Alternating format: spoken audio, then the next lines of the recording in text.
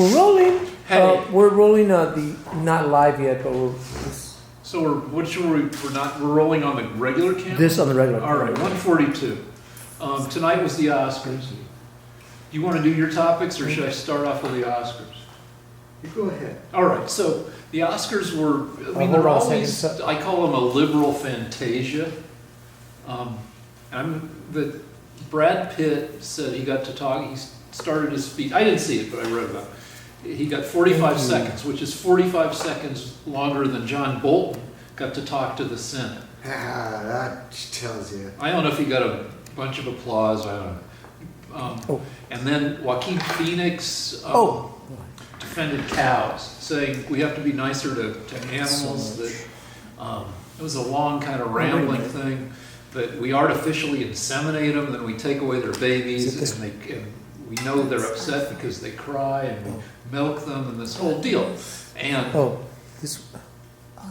then I retweeted the Brad Pitt thing, and because somebody said, because I read the comments under it, and a MAGA person said, Thank you.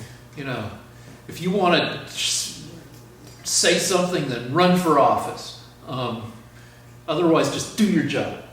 And so I retweeted that and said, you know what? I ran for office, so I'm allowed to say, suck the Statue of Liberty's chode, you homegrown fascists. Well, that's telling them. Twitter is really bad for me. But anyway, that's my defense is, I think it's okay for people to say what they think. That people who don't like celebrities saying shit say they're dumb and they should just shut up and entertain us. But I think that, like, you've been around entertainment for a long time, and I worked in entertainment for 30 years, and it's hard to create shit and then get it made, and a lot of the people who make the stuff are smart and thoughtful and well-informed, and if they want to briefly state their opinions and try to be inclusive, I'm okay with that. Well, the way I look at it is, if I was getting an award from a famous, the Portrait Society of America, and I went up to receive my gold medal, it would not occur to me to say that I support Trump and that we need to be nicer to him. So I think the idea is, if you've just done a movie about elves fighting To get a ring to a crater or something? Then why turn the ceremony into a political speech? I think the idea is... I mean, if you want to be political, you have every opportunity to hold a press conference and say, I'm this year's Oscar winner, and I want you to know that I'm supporting Sanders, and here's why. But this is the show is not about your views on politics. It's about your creative efforts in an art form. Yeah, I think people are just trying to piggyback on the billion people who are said to be watching. All right, well, the only thing I can say is that now, whenever I see Robert De Niro, I'm thinking about what a primitive guy he is, and that I can't get it out of my head. So, you know, because he expressed some opinion you thought was inarticulate, or I mean, he got on last year's Academy Awards, if you don't remember this, and everyone made a variety of sort of tepid little comments about politics, and I think it was 2 years ago or whatever, De Niro got up and as soon as he got the microphone, he said, "Fuck Trump," and everyone just burst into applause. And I remember thinking, well, okay, I'll never be able to really appreciate his acting anymore. Well, he's famously inarticulate when he's saying his own words. Okay. with what, I don't like Joaquin Phoenix's speeches because I don't think he comes across as, I defend people as celebrities being smart and thoughtful, but he doesn't come across that articulately. But Is he a vegan? yeah, he wears vegan shoes, and he's been defending the animals, I think. And it's You an just went interesting live, issue. guys. Hey, we're live, but just for 10 minutes because we don't have a charger. Oh, you do have a charger. Yeah, we do. Oh, great. So Can you put some people were saying you need to steady the camera on that easel so it doesn't shake. And how's the sound? Is it going to be better than last week? I don't know. Nobody's on right now, so. they'll tell us. All right. We're Jesus. starting. You can elevate this easel. I gotta I can show figure you this how to out. elevate. We can just We're put still some tape. experimenting. This is only week 2 of trying to go live. Oh. See that? See? Little button, little twisty Oh, thing. President Z is on. Okay. Hey, The President. thing is that I need to figure out, Rig, how to put this on here. You see? All right. So Oh, here we go. what does President Z want to know? Wait, we're going to talk about clones. President Z was asking about clones. Am I okay with cloning people so that people can live longer? And that's kind of the Thank you. stuff of bad science fiction movies. There's a movie that's on HBO right now called The Island with Ewan McGregor, I think, and Scarlett Johansson. Ask President Z if he can hear us first, real quick. Hey, can you hear us? Okay. He wants to say how thankful he is, encouraging him to ruin his sleep schedule. Okay. Well, I hope you're in this time zone. I don't think so. All right. So anyway, you don't need to clone entire people to grow organs for people. And I'm sure if we do clone people, that we'll develop technology to do it humanely. But if you're going to grow a whole body, if you're a billionaire and you can afford to buy a whole new body, you want to grow one that's minus the brain. Because it's not fair to grow a whole other you and kill the brain. You just want to figure out genetically how to grow a clone that has no ability to experience and feel. But that's a ways off. And will completely creep people out, so probably won't get done. But there will be genetically engineered pigs, so you can grow yourself a new liver. Oh, crap. We're still trying to get this. Your phone okay?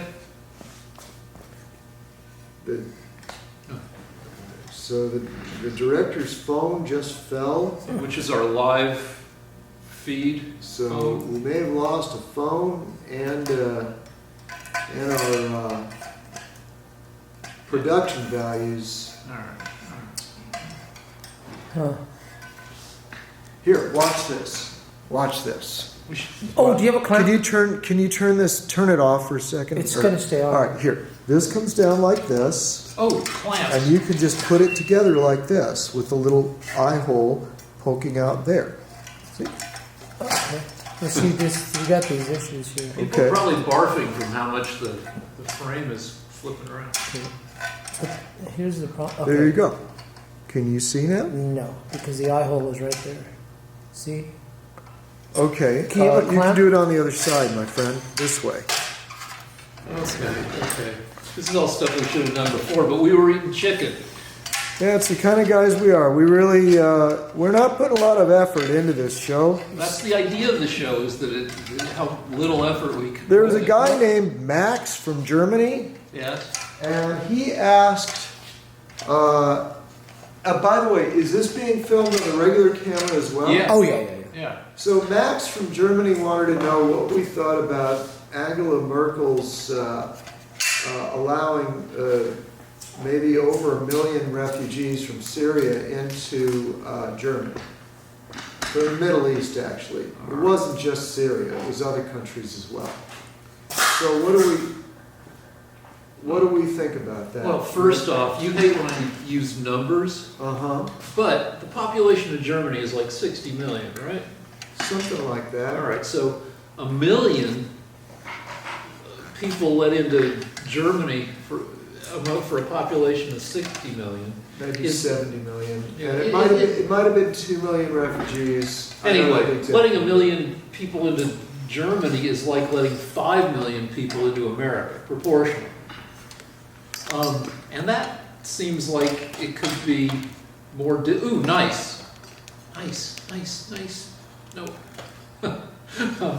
So, Jesus. um, I'm gonna just do this. okay.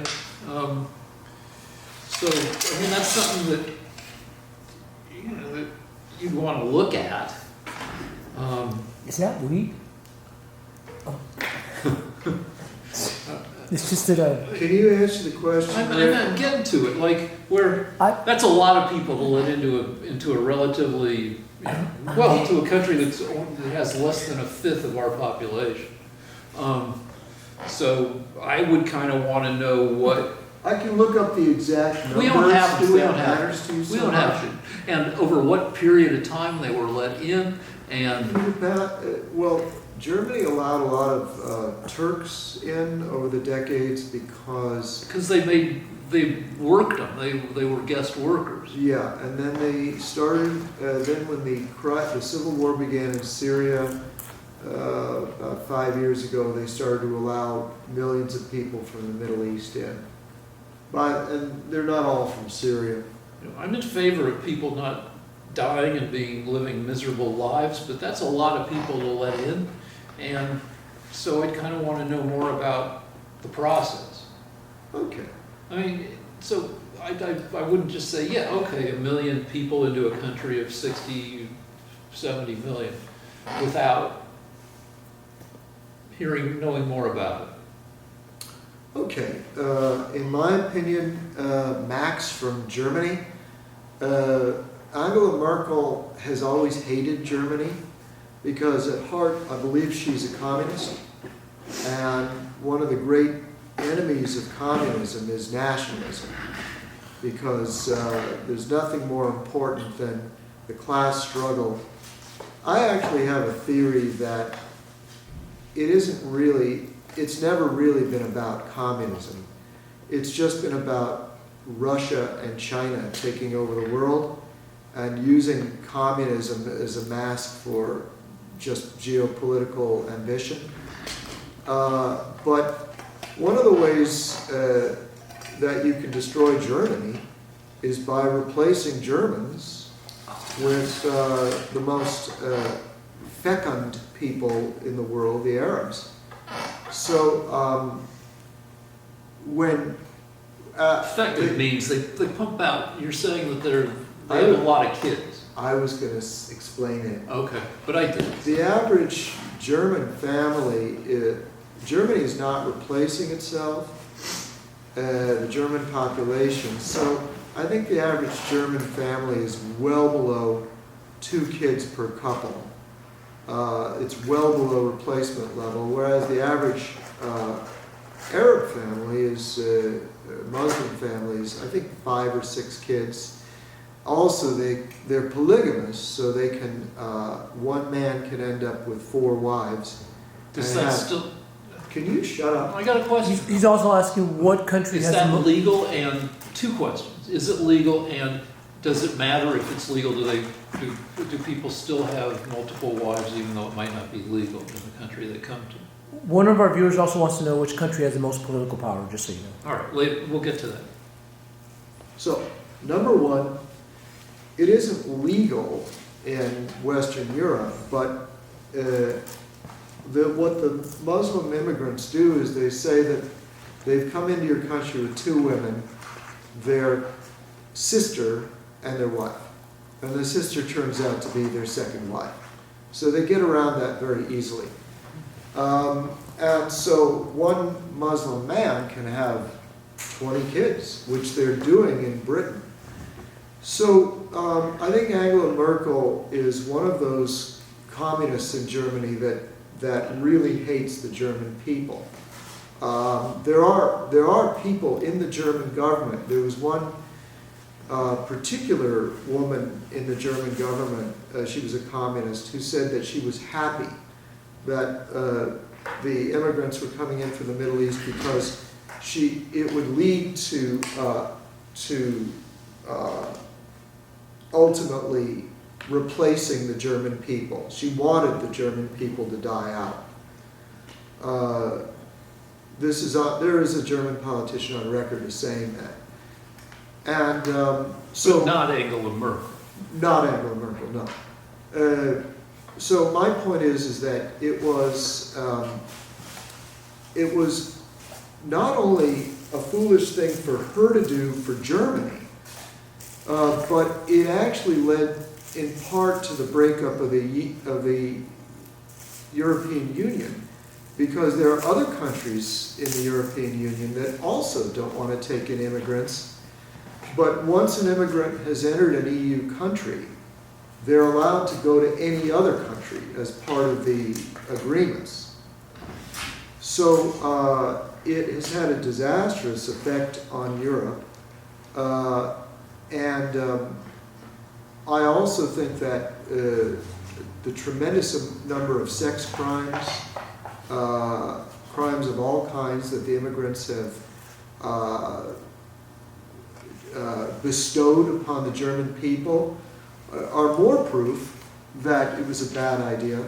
And finally, as far as my sympathy for these immigrants, some of them are coming because of civil war. Some of them aren't even coming from Syria. They just wanted to go to Germany.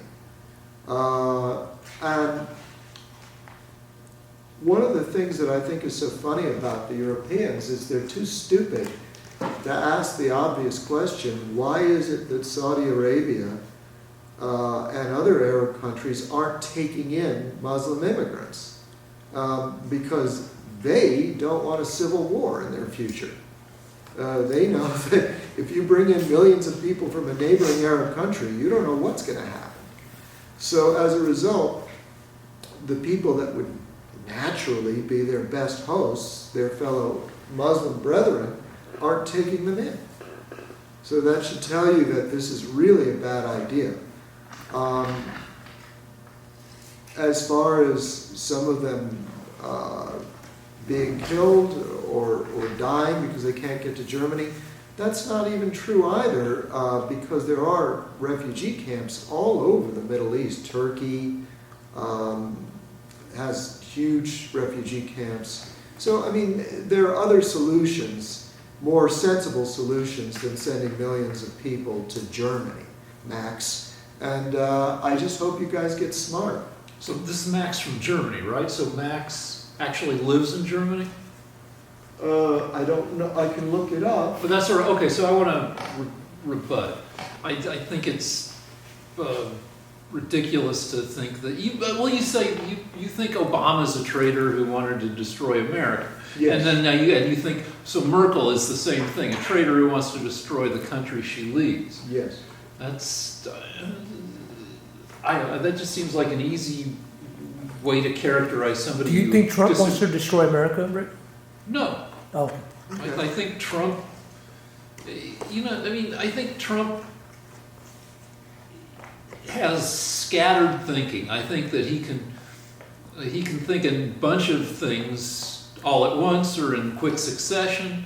And no, I think Trump likes and probably loves America. I think that he also likes and loves other stuff that sometimes, liberals think the other things that he loves get in the way of him doing a good job for America. But I don't think he hates America and wants to destroy it, no. But I would say that I don't think Merkel grew up in Eastern Europe, and I don't think in East Germany before the wall fell. Mm-hmm. She's a quantum chemist.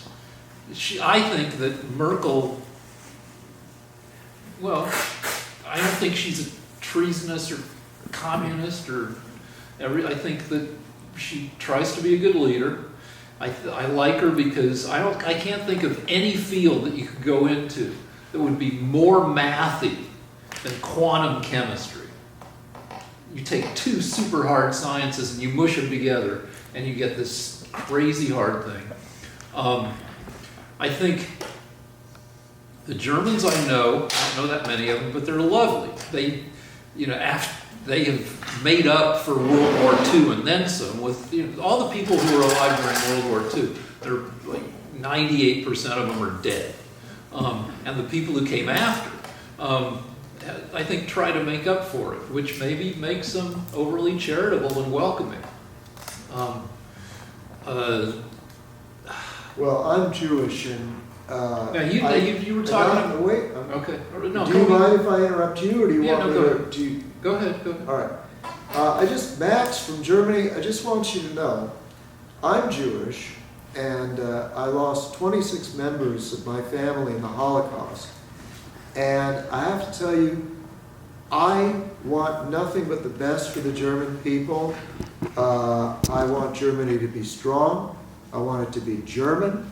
I don't think you need to bring any immigrants in. I think your country, I don't blame the children for the sins of the father. That would not be, according to my religion, the modern German generation has nothing to do with the Holocaust. It's a terrible insult to the German people to suggest such a thing. Who's suggesting it? Well, because if there are any Germans out there that have guilt over the Holocaust, I absolve you. It's up to you now to. The only thing that I think Germany should do is be supportive of Israel, which every civilized country should do. So I don't think out of misplaced guilt, the Germans should be bringing in millions of people from a culture alien to their own and hostile to their own. So, you mentioned about all the crime. Like, I acknowledge that there has been. I don't know the statistics, and we can't argue about the statistics because we really haven't researched it. I have researched it. Well, I know there's the one. There's the one town, and I'm sure it's indicative of maybe other places. What happened at Cologne happened all over Germany. I'm not talking about. I was talking about England, but anyway. No, in Cologne there were mass rapes on All right, Christmas Eve by the Muslims on German women. All right, so I haven't researched, so I don't want to argue with you about it without. I mean, we can. Well, break how do it. you know you have to argue? How do you know that I'm not just right? Well, because sometimes you're not 100% right with Well, your stuff. what I'm saying is that there were massive rapes by Muslim women by Muslim men on German women. So, but if you want to talk about it, then you have to give me a chance to read like 2 articles on it. Okay. But we can talk about. I don't have to do that because we can talk about what's the town that this kind of shit happened to in England. It ended up happening in many towns. Yeah, but the one that we I don't remember. All right. So anyway, anyway, I would. But there were many. It turns out that there were many towns across England where the Muslims had formed rape gangs of English children. So the rate of child rape skyrocketed in Britain. Real quick, I hate to interrupt, but if somebody if they're watching live, they can hear it. Okay. Can you hear okay if you're watching live? All right, so you can hear from our laptop. All right. Well, I can actually pull up our show. Yeah, that's what I'm saying. Yeah, pull it up. All right. So Benny, while you're doing that, let me say that I don't know how it is for all crime across all of Europe, but we know statistically that crime rates for immigrants, including illegal immigrants to the U.S., are lower than for the native-born population. That's not how it is with rape when you bring in millions of Muslims. All right, so if you want to argue about that, I want to take a break and read statistics so we can talk about that. But because you don't believe that. That's like crazy. No, even though we've argued about this for like a dozen hours and you've read dozens of articles a couple of years ago, you still can't accept it. No. It's incomprehensible. No, I read about one city where this shit went on, and it turns out that over 100,000 English girls were raped by Pakistani immigrants So over the past I want to decade. read just Couple one times. article from a legit source that, Like some left-wing rag that No. will say that never happened? no, you know, what you call left-wing rag is like last week you called ABC and NBC left-wing. Yeah, and they're the ones that convinced you that Trump was a Russian spy. So, I mean, they can't be that bright. Well, NBC is the one who made Trump famous with The Apprentice. Okay, I don't care about that. I want to go on to another topic right now, okay? So if you want, if you All right, need so to what's be- all right? let me go on to another topic, okay? No, you just got to do Max from Germany. So let's do the frickin' Oscars because do we have anything more to like? Okay, so we should discuss your dad was one of the few people to be nominated for 2 Oscars in a single year. Yeah, I tried- nominated against himself. For best screenplay. Yeah. I tried to look it up, and I could only find the statistics for actors nominated twice in the same year. Scarlett Johansson was nominated for Best Supporting and Best Actress this year, and she's one of only 12 actors to be nominated twice in a single year. And I tried to go through, but I didn't have time. It was going to be too big a deal. In 1928, there were 9 films nominated for Best Screenplay. One guy was nominated for writing 3 of them. And another was nominated for writing 2 of them. But those were silent films, so how much writing went into them? Good point. So I couldn't tell what kind of company your dad is in for being nominated twice in a single year, but I'm sure it's pretty rarefied. Nice of you to mention that. Yeah, he beat out Ingmar Bergman for the award that year. But you never got to go to the Oscars because that was... I actually could have. I could have gone if I'd wanted to, but it was very expensive. How much to go? Well, I mean, you'd have to rent a very good tuxedo, and the tickets were, at that time, a few $1,000, and it's not the kind of thing you would have spent the money on. No, but also you can get a decent tux at a thrift store for $20. So Yeah, it would have been hard to get a date, I'm sure. do you think with today's mandatory diversity in the Oscars, your dad could have would have even competed against, or could have won an Oscar? Lance? I don't think that the actual Best Picture has won the Oscar for 25 years. That's okay. So I used to work across the street from the theater where they have the Oscars, and if you're gonna, sometimes I had to park in that building, and when you walk in, they have a bunch of pillars.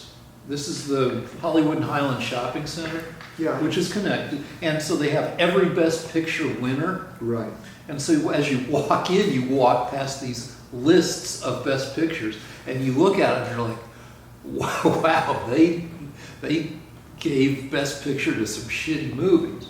It's kind of it's common knowledge, right? That much of the time, these pictures that in retrospect turned out to be the greatest pictures of their year did not win Best Picture. You know, so you said the Best Picture didn't win for 25 years, which I think is too extreme of you, but I would support an argument that the picture that in retrospect is the best picture of the year maybe wins a third of the time, a quarter of the time. It's always been political. And the politics have they vary. Our director thinks that the push towards diversity is I think politicizing stuff more than it used to be. But I disagree. I think there's always been politics involved, and sometimes it's hard to tell what the best picture is in the 2 months you have to decide after the pictures come out. There's a push for Oscar type movies at Christmas, and then you've got a month or two. I get to Where do I start from the top of your the guilds. the guilds? Yeah, Explain All right, this. so what would happen is this. We would get in the mail a ballot because my father was in the Writers Guild, and we would get to choose best writer. Okay, so we would nominate the writers. And the people, the directors' families would get a ballot to pick directors, and actors would get actor ballots, and so on and so forth.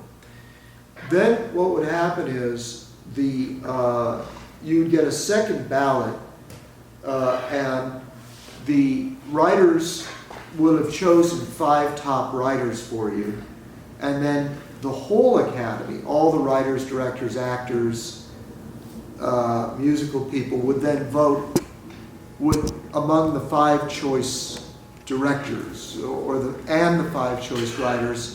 So the whole academy would vote in the second round. Everybody gets to vote for the people who've been nominated. Right, but they let the individual guilds nominate their champions, the ones they thought was best, which is very clever.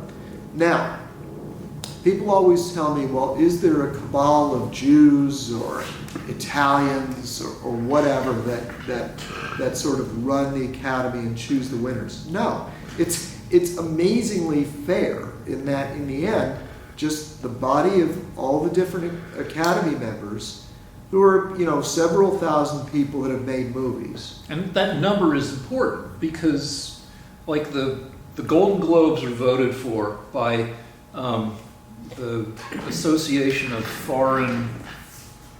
Hollywood Foreign Press Association, which is like 92 people. Mm-hmm. So the Golden Globes are famously a little weird because you only have to butter up 90 people, 90 voting people to get your person nominated.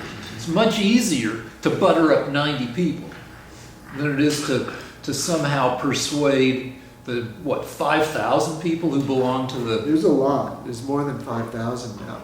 So, and it basically, the academies are anybody that's made a movie is in the academy, in one of those things. It's not, it's not a million, but it's not 600 people either.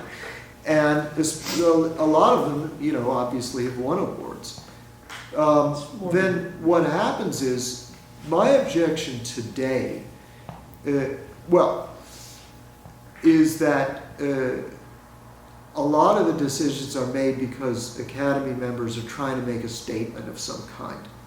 Like, you could do the greatest film in the world, but if it was anti-abortion, it's not going to win an award. And I see a lot of political correctness in the choices now, and I just think it doesn't make any sense anymore. Yeah, but do you think that it was less political in, I don't know, in 1970 whatever, when Marlon Brando sent Sacheen Littlefeather in Native American garb to turn down the Academy Award? Yeah, it was, and the reason is that the same year that you had anti-war films like Little Big Man. Little Big Man was a film with Dustin Hoffman that was very, showed the oppression of the Native Americans. At the same year or so, Patton won the Academy Award for Best Picture. So you had enough people from the generation that fought World War II voting that you actually had a balance of right and left. You don't think Patton could win awards now? I mean, because that was a good movie. It wasn't. It was a. Now it actually, I think, made him out to be a little bit less of an asshole that maybe a latter analysis would. No, it actually made him more blood and guts than he was. He was actually he was a lot more civilized than they depict. I think he slapped a soldier for shell shock. Being shell shock. Yeah, but shell shock was the term for PTSD back then. The General Patton was far less flammable.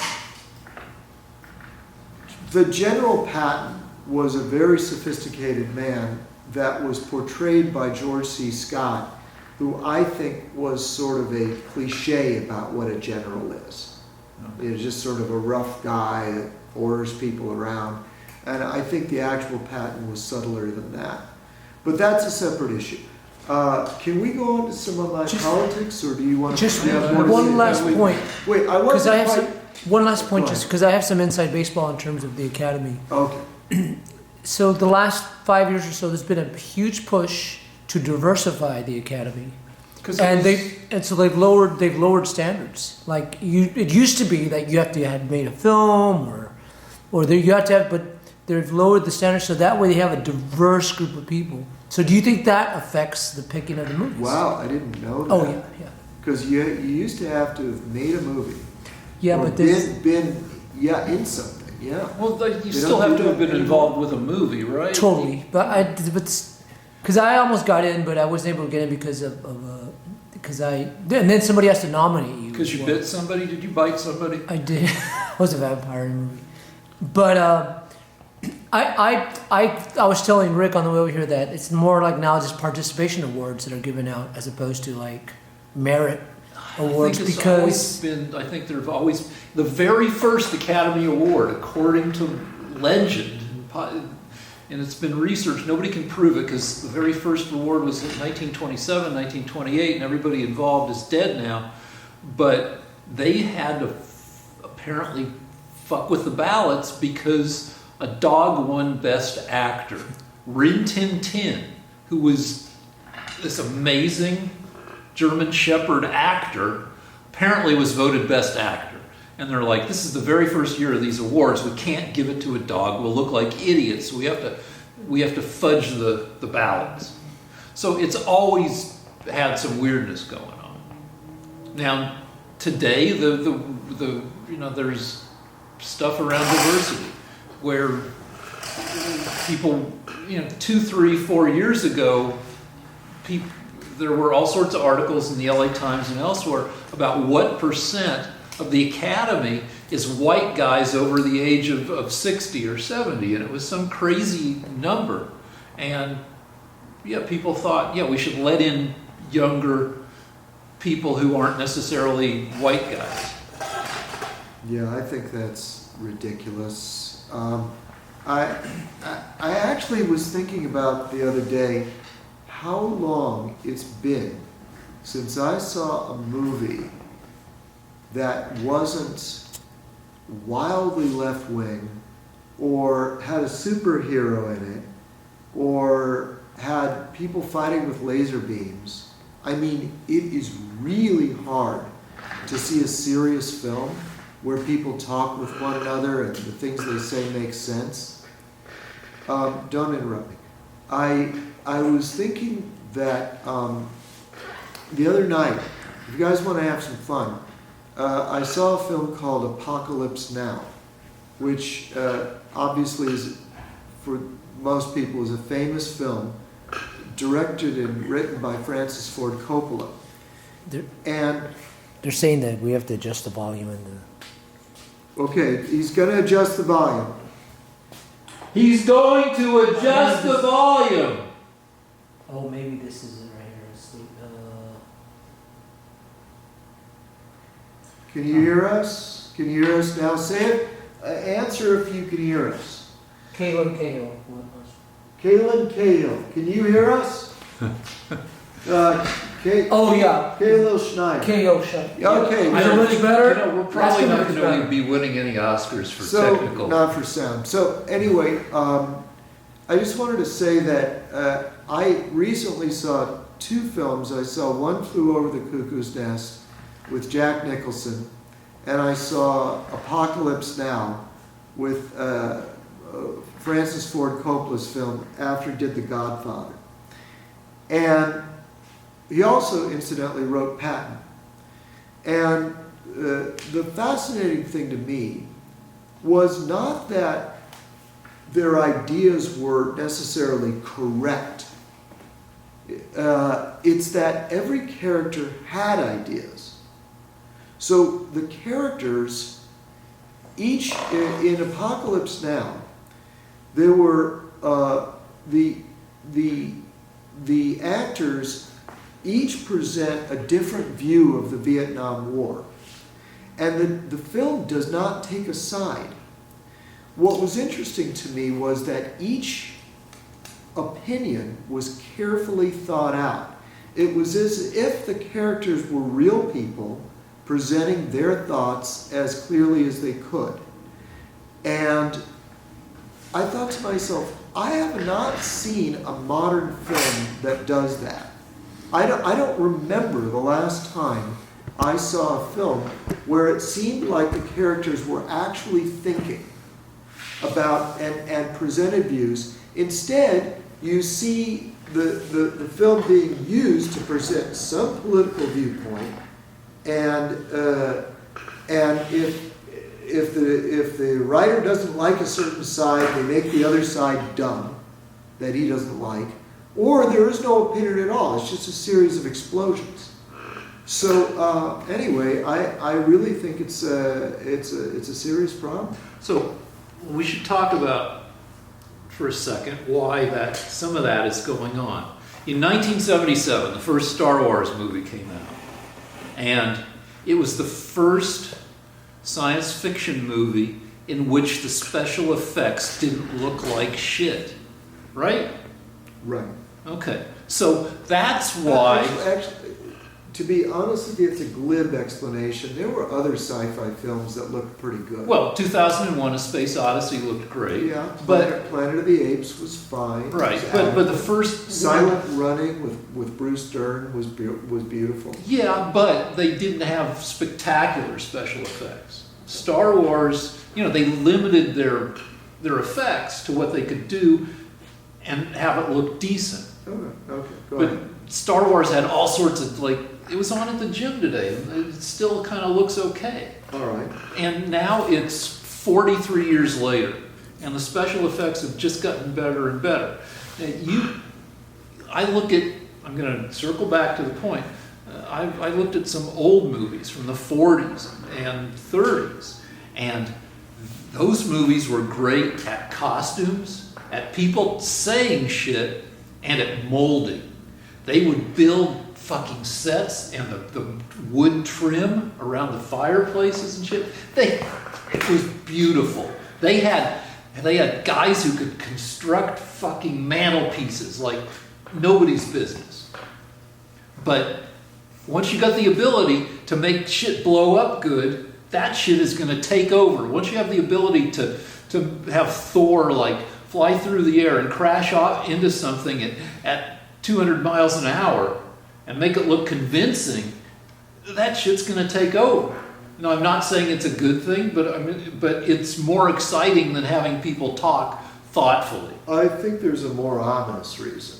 There are two reasons. This is a more practical explanation, and that is a lot of these films have to sell in China. So they can't be any more complicated than good guys beating up bad guys. Yeah, and if there's an Asian character who's in the movie and who's a decent person, and it's like, well, China just bought all the AMC theaters, so you're not going to see any anti-China movies. I saw it immediately. There have been a couple films with Matt Damon that are actually pro-China, and I know why. But there's a more ominous reason, and that is that I think dumb people are being allowed to write movies now. I actually believe that in the past, the occupation of artist-writer was a much more rarefied percentage of the population. So in other words, today, anybody that can type an email is a writer. You still have to get it made. It takes 10 years to get a frickin' movie made a lot of the time. Well, my point is that writers used to be more from the intelligentsia, and so I don't think we have that now. I think what we have now is people that are well connected and are able to give pitches well. They give great pitches. They know what might be a good formula to make money. But I do think that They're not the formula people, but they meet with the formula people. Okay, well, let me just finish my thought. All right. But I think that a lot of writers of the past were former playwrights. They were book authors. They were intellectuals, and as a result, I don't want every single movie to break down into some discussion of philosophy. But I think when somebody's more intelligent and they write a character, the character will say things that are more appropriate to that character's mentality or more thoughtful. So in other words, the character will have more depth to what they're saying. It'll come from a deeper, more real place. Whereas if somebody's not very bright, you get this wooden dialogue, this leaden dialogue that we're hearing, or no dialogue at all, just fighting and people kicking each other in the balls.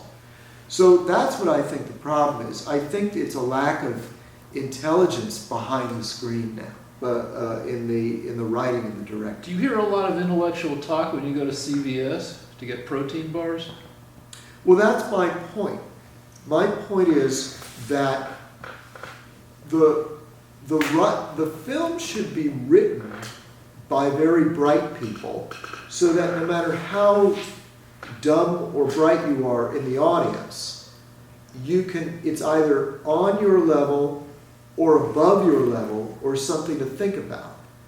But the film shouldn't be written by the dumbest people at CBS, because then the upper levels of IQ will think that the film is stupid.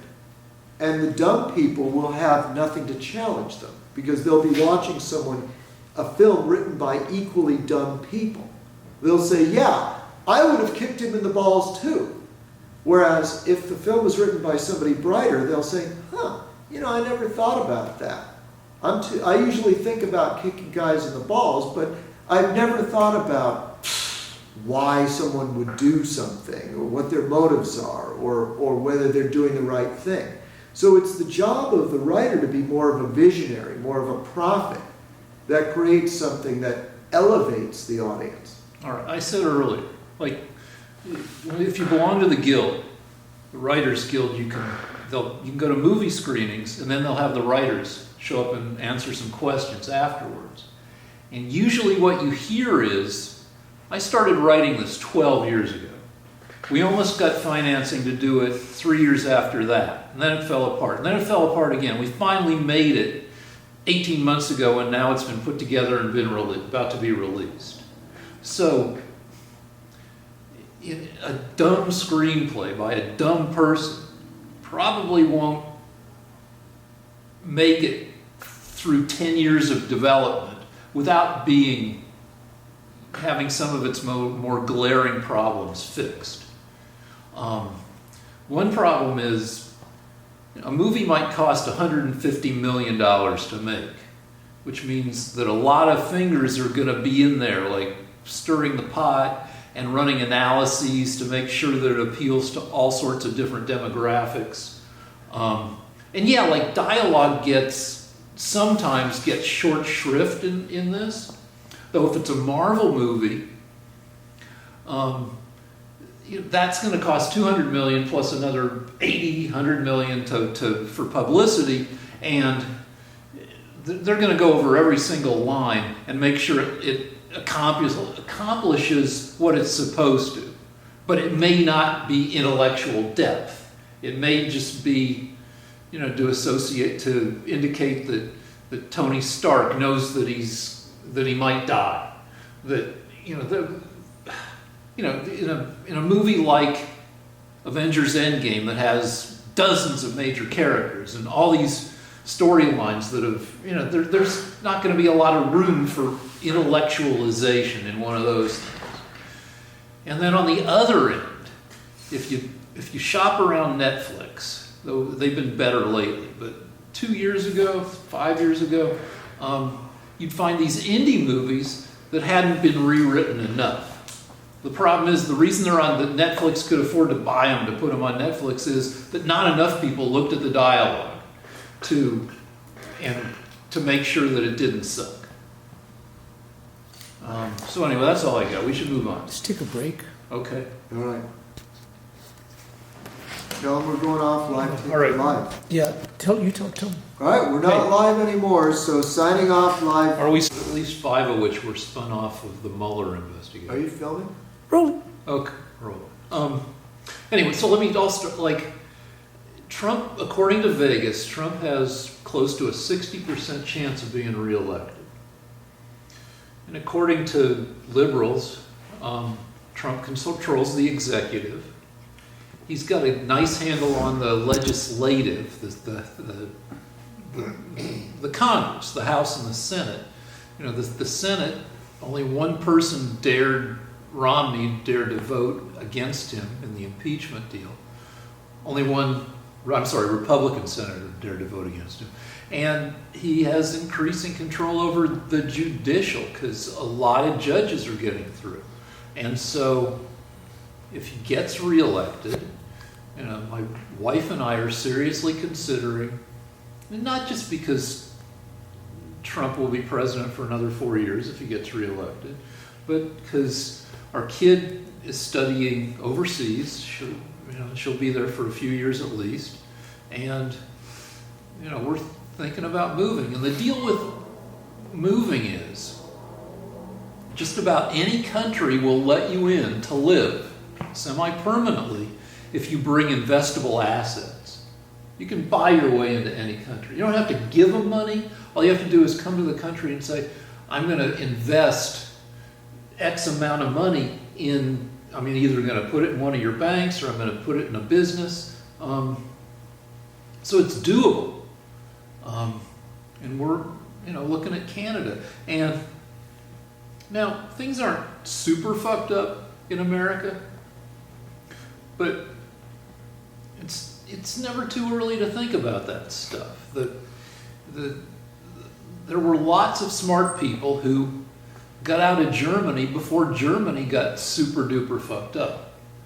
Super duper fucked up because of the Nazis. Germany was super fucked up due to hyperinflation and due to punitive, the Versailles Treaty, which ended World War I and blamed it all on Germany and, kind of really put pressure on them economically and in other ways. So Germany was a fucked up country in the 20s, but not because of the Nazis. But it's not unreasonable to think about moving. Interesting. Okay. So you would leave the United States because if Trump gets reelected? I'd think about it. And you think that Canada would be a better place for you because you think that Trump will open concentration camps and declare world war? As I was telling the director, say it's in Germany in 1932. Some shit's already happening. But the concentration camps, there were prison camps that were opened up in the 30s, but I think the true concentration camps weren't open. The death camps weren't open up until the early 40s, right? I don't think Yeah, right. So in 1932, the concentration/death camps were still 9-10 years away.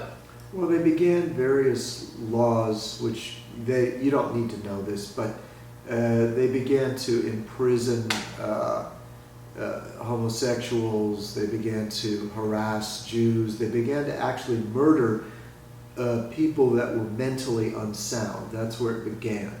So if they could prove that you were mentally retarded, then you weren't. You were a burden on the state. And you weren't. They felt that it was better to remove you from the German population. There's a thing called. So it began with euthanasia and ended in the Holocaust. There's a thing called eugenics, which is a horrible theory that if you eliminate people with bad genes, the entire human enterprise will be improved by eliminating bad gene people. Yeah, so you think that this is that kind of situation, Rick, that you better get out of America because who knows what dangers may befall the country? Kind of, yeah. I mean, at least you can ask the question. Well, you can ask any question you want, Yeah. but I think that shows you to be a very fanciful thinker. It seems to me that you have no basis to think such things. You have no proof, no evidence. It's just a fantasy. And I think it's really sad that a man that prides himself on his intellect would have such delusionary thinking. Well, you don't think that Trump has more control of the three branches of government than most presidents? I think that if we take back the House of Representatives, and I think there's a great chance that we will, the country will be under conservative leadership with the same values that we had 15 years ago instead of last week. So I don't know why the values we had 15 years ago are so dangerous that you need to betray your country and leave it. Whereas, well, it's not betraying your country no, to move out of the country. Well, if you have to abandon your country because we, for example, we have on record Obama and Senator Schumer, the head of the Democrats, saying that we needed to stop illegal immigration and that they were against gay marriage. So that was only like 3 or 4 years ago. So you're telling me that because we have the same values that the Democrats had 15 years ago, that would be so dangerous to the country that you needed to leave it? Because nothing really has changed. The only thing that Trump represents is American policy of around 1990. These are the American values we had when you and I were in our 40s. So I don't really know why you think it's so dangerous. What's going to happen, Rick? He's going to keep illegal immigrants out, and that you couldn't stand for that? You weren't prepared to put up with that? Because that's what the Democrats wanted up until the last few years of Obama's administration. That's what you guys like to say, that Democrats don't want to stop illegal immigration. They don't. As a matter of fact, this week, a new bill, for the past 2 months, a new bill is being passed around the House that has the signatures of 44 Democrat House of Representatives, Congresspeople. And this bill would make it illegal to deport an illegal immigrant that had committed a crime and was being released from prison. It would make it mandatory for the United States to pay for a plane or any transportation to bring people back that had been deported to other countries for committing crimes. So literally, it is for criminals. The bill is entirely to keep illegal immigrants, illegal aliens in this country that have committed crimes, and to get back in the ones that we've deported. All of them? If we deported them for a crime, we're supposed to bring them back, according to this bill signed by 44 congressmen from your party. Yeah, well, there are two. Now, excuse me for getting the wrong idea about those stalwart Democrats that are standing up to illegal immigration. I mean, excuse me. All right, so there are 435 Congress people in the House. So you're talking about 10% of them. You're talking about... No, I'm talking about virtually 1/3 of the Democrat Party. There are 235 Democrats in the House. Okay, so if you can... 44 is less than... It's 19 point something percent. Okay, so 20%, 1/5 of all Democrat Congresspeople want to bring illegals back to the United States that have been deported for committing crimes. that's something where I'd want to see the fucking bill. I'll show it to you right this second, Brett. You got it teed up? No, I don't have it teed up, but I'll look it up for you. Well, all right. While you're looking it up, I want to talk about diamonds because I was remember many, many years ago, probably 20 years ago now, you asked for my help to help you shop for a ring you wanted to give a girlfriend, right? And back then diamonds were, and they still are, very expensive. Like a 1 carat diamond would run between, if you got a shitty one, maybe $3,500, and if you got a good one, maybe 10 grand. But since we went ring shopping,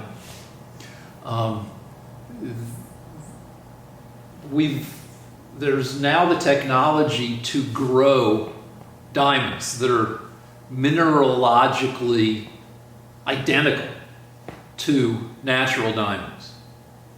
And that diamond that would have cost you $8,000, you could now get for $800.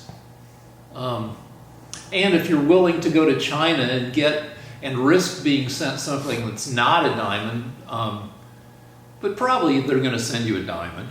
You'd have to take it to a jeweler. You can get a 1 carat, decent quality, lab-grown diamond. Again, chemically identical, crystallographically identical for $150. Because we can grow them now. And I just think it's crazy that an entire industry, based on the rarity of something, has now been is being scuttled by technological expertise. And it's cool that, like, if you want to get engaged now, and you don't want to give your person a shitty ring with like a 0.2 carat diamond, you don't have to anymore. Diamonds, what do you call it? Zirconia? Cubic zirconia? Yeah, you don't have to go cubic zirconia. You don't have to go little teeny diamond that's only 2.5 millimeters across. You can get a decent 6.5 millimeter across diamond engagement ring for $500. Ooh. On the dark web? Can you talk about the dark web? I don't know anything about the dark web. Oh, okay. I don't want to know anything about the dark web. I hear it was formed by the government. Were they? No, that sounds like bullshit. Oh, okay. I mean, the web itself was a government project. It was originally called ARPANET, but everybody knows this. This happened like more than 50 years ago. They're saying like the dark web, there's the web and then there's the middle web where people like bankers and stuff, and where your credit card number goes, and that's a part of the internet. And then there's the dark web where people like who are in witness protection programs can communicate with other people and stuff. Well, I don't know about any of that. I don't want to know about any of that. I want to go to places that are legit. Okay, gotcha. I will buy metformin, which is a drug that helps you use insulin more efficiently. I will buy that on the gray market from India. But I don't think that's dark web. Okay. You said something about Bill Barr shutting down some investigations. What's up? Okay, well, Lance should be paying attention to that so we can argue about it. But according to Twitter, the deal with Bill Barr's Robert Mueller's investigation is that it spun off a lot of. He only wanted to concentrate on areas that he felt that he had a mandate. He was looking at whether how involved Trump was with Russia during the election, and whether Trump obstructed the investigation into that. So he only had 2 areas to look into. But Trump's a busy guy, and there may be some others, like Trump and his family got spanked for not running a proper charity. And there are all these other things, like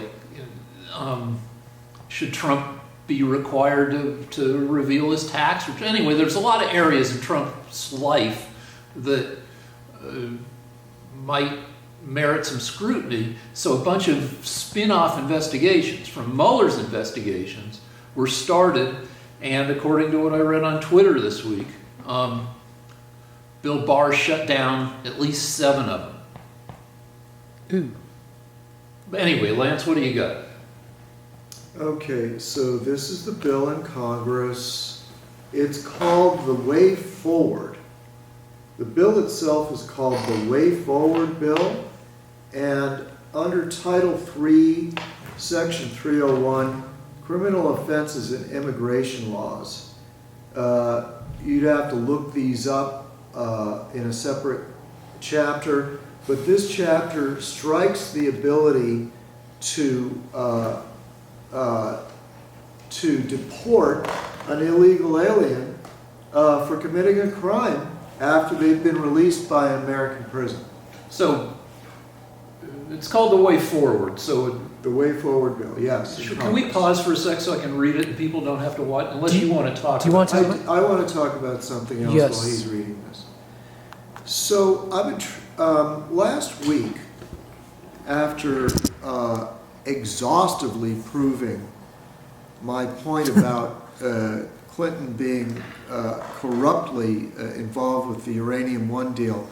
You didn't prove it, you just suggested it. Yeah, well, to a person that can't accept evidence, I guess I didn't make my point, but you wouldn't believe anything I say. In other words, I presented to you that she had accepted money while they were passing a bill favorable to the people giving her money. And you said, well, that's just circumstantial. So, you know, that level of proof no one can ever get. I'm sorry, you got to, can we stop for 1 second? Can we break? No, I can't, I got to listen to this at the same time. I can't, I talked right. about shit that wasn't arguable. You talked about shit while I was reading. All right, look, just let me finish my point. We won't talk about that right now. Okay, this is a different point. Actually, you know what? You better shut this off I because he think doesn't it's have fair. to It's hear what fair. I'm You gonna should. say. No, he has to hear what I'm going to say. Okay. All right. I'm gonna shut down.